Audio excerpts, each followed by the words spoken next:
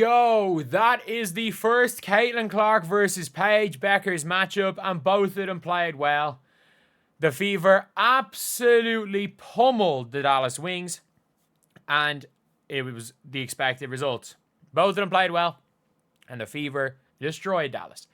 If you guys are new to the channel, you're in this stream, or if you are on video, subscribe. We are trying to hit 54,000 subscribers by the end of the day. We are 132 subscribers off. And if you are live on the video or the stream, if we could get to 1,000 likes on this video, that would be insane. But lads, we got to talk about it. We have got to talk about this game. And we're going to, first of all, I'm going to talk about the Dallas Wings. So early on, Leah Rue was kind of giving them the business. She was giving the Fever the absolute business. Thank you, Tony, for the membership. But Leah Rue was absolutely giving us the business.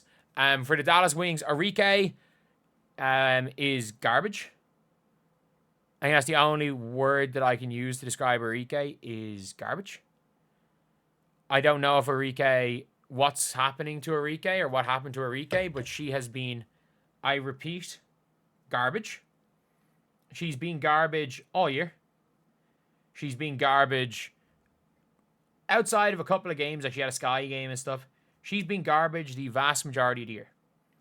And with that being said, like, I don't know if I can say much more than that. She's been horrendous. She's been absolutely horrendous. Louisa Geisel-Soder I thought was fine. Or Geisel-Soder. I thought JJ Quinterly at least tried hard when she was on. Maisha Hines-Allen. Tiara McCown was so bad. You might say here, oh, she only played 8 minutes and was -7. No, she was terrible. And Paige Bueckers was... Paige is fine. Paige is fine. Paige shot the ball and scored the ball really well. It's just Paige is not. Paige does not free up teammates. Let's be honest here. Paige is by no means a point guard. She is a shooting guard who is able to initiate the offense. Paige does not draw, like, everything when it comes to Paige. Like, she is not a true point guard. She is a 2 guard who has the ability to play the 1, which is, she is a combo guard. But what she doesn't do is she doesn't create for other players. Like, I'm not going to say she can't play the point guard, but she is better at the 2. The problem is that JJ Quinterly is not really the right point guard to have her at the 1. She'd be a really good, like, shooting guard for... I'm trying to just think off the top of my head of, like, what point guard would be really good with Paige. Like, a prime salute. Someone like that would be great beside Paige. Because they would get the ball to Paige where she wants it. And I think Paige playing with the right people around her could really, really help. But, like, this team is just horribly constructed. And they don't get any better when Dejanay Carton comes back. Like, Paige isn't selfish. She's a pure 2. She hit some circus shots today. And by the way, she is the best whistle in the WNBA. She hacked Sophie Cunningham and somehow was given as an offensive foul. And she fouled Caitlin Clark on a fast break. Caitlin went flying into the rim post. And the refs just ignored it. But now let's talk about the Fever. Let's talk about the Fever. And there's one player that I know we're going to look at the box score and everything. And you're going to be like, thank you so much for the $20. Hey, from Gamebridge, such a fun game to watch. I agree. The Fever ran. The Fever ran. There is one player that, I mean this, was so important. And I don't think people realize, like, when you look at the game and they're not going to give the importance. Michaela Timpson, even though she was a -5, she came up. The first quarter of this game was 27-28. Michaela Timpson had 4 first quarter points and was a +5. She had 2 offensive rebounds in the first quarter. KK Timpson was absolutely key to this team winning. She was a key to this team winning their games. Winning today. So I'm not going to say anything negative about KK. She wasn't great. But great at the end. But, like, Bree Turner plays 3 minutes and is a -6. Like, but yeah, with the rest of the Fever, Natasha Howard. Like, if I'm gonna criticize Natasha Howard when she's garbage, I'm gonna praise her when she's good. Natasha Howard was as good as can be because she just ran. She ran and just took easy shots. She made layups. She ran the break. She had 6 fast break points. Or maybe 8 fast break points. Either way, like, if you play with Caitlin Clark and you run, good things happen. You don't need to slow it down and try to get your ISOs. You can go 8 for 9 from a game.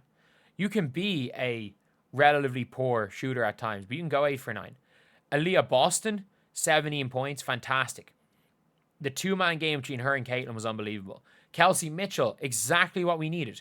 When Caitlin was on the floor, Kelsey Mitchell was this off-ball gunner. She was an off-ball. She was getting cut. She was running the break. When Caitlin was off the floor, then she went ISO. And Ari McDonald was fine. I know she missed a couple of shots. Didn't think she was that bad. Sophie Cunningham, absolutely fantastic. Absolutely fantastic for Sophie Cunningham. We are not going to be out here saying a negative word about Sophie Cunningham at this stage. That is 2 great games in a row. She hit some huge shots. She made some big passes. She got some boards. Look, she's not meant to take over games, but if she can consistently give us like 7, if Sophie Cunningham can bring up that average to like 7.5 and 5 a game, that's all we need. That is all we need, is about 7.5 and 5. Need to get rid of 24. She's a liability, brackets Wings fan. Who's 24? Is that Arike? If that's Arike, you 1,000,000% need to get rid of Arike. But now we're going to talk about the engine, the Clark. And by the way, like, Caitlin Clark, her defense has been good. Her speed has been, like, she looks like she's playing up the speed. And even if she's not running the fastest, the speed that she can get her team to play with is incredible. She wore the Cookie Monsters PE of the Kobe's. She had a Cookie Monster PE with 5 steals. She has 5 steals in the Cookie Monster PE. What Caitlin Clark does, and by the way, what people didn't understand was when Caitlin Clark was off the floor, the team kept running. Caitlin Clark sets the tempo, and the team didn't try to stop the tempo. It wasn't like Wheeler's in to slow the game down. No, they kept going. They kept going. They kept going. And that was a huge thing. Caitlin Clark, caused the... she was the one who set the tempo early in this game. And even though the first quarter, the Wings were hitting shots, the Fever did score 28 points. The second quarter, it is the tempo. Yes, the fourth quarter wasn't great, but the whole fourth quarter was garbage time. Third quarter was a little bit iffy as well, but it was mostly garbage time. They were up near 30 at halftime. Like, they were up 25 points in the first half. It is ridiculous. It is absolutely ridiculous. But, like, what Caitlin Clark has done to this team and how she has changed everything. Caitlin had 5 steals and a block. And her block was immediately into a assist.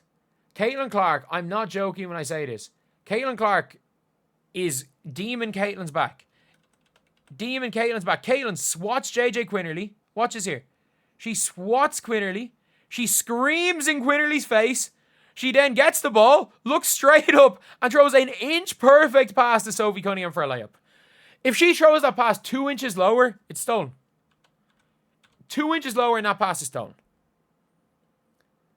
Like, that is something that no other player in this league can do. And it is incredible. Caitlin Clark showed why she's the best guard in this league. Caitlin Clark showed why, when you give her the ball, the Fever are the best show in basketball. Like, the Fever are the best show in basketball.